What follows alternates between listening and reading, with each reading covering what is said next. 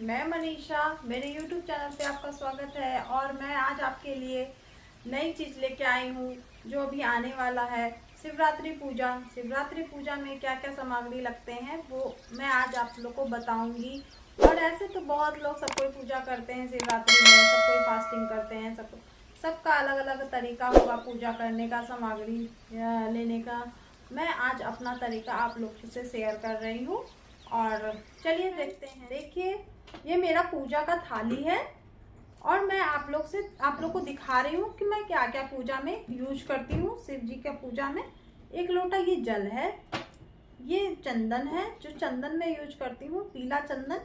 लाल चंदन मैं नहीं लगाती, हल्दी भी नहीं चढ़ाती हूँ, शिव जी पे हल्दी नहीं चढ़ता है।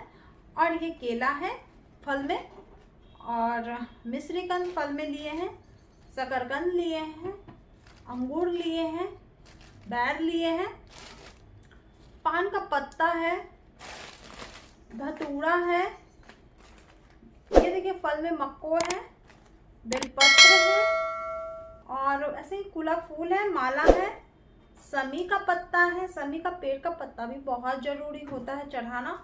और शहद है, शहद भी बहुत जरूरी है शिव जी को चढ़ाना, इससे बहुत प्रसन्न होते हैं।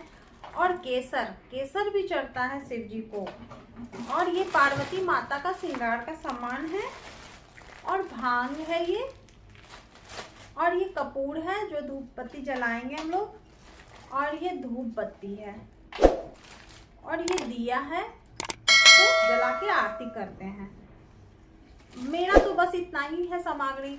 और आप लोग कैसे पूजा करते हैं वो भी कमेंट बॉक्स पे आप मुझे ज़रूर से बताइएगा।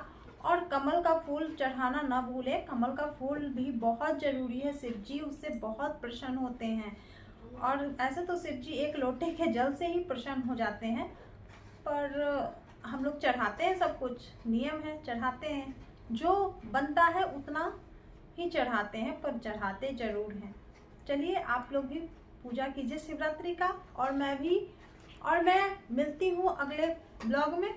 और आपको ये ब्लॉग कैसा लगा ज़रूर से बताइएगा, और मेरे चैनल को ज़रूर सब्सक्राइब और शेयर कमेंट ज़रूर कीजिएगा।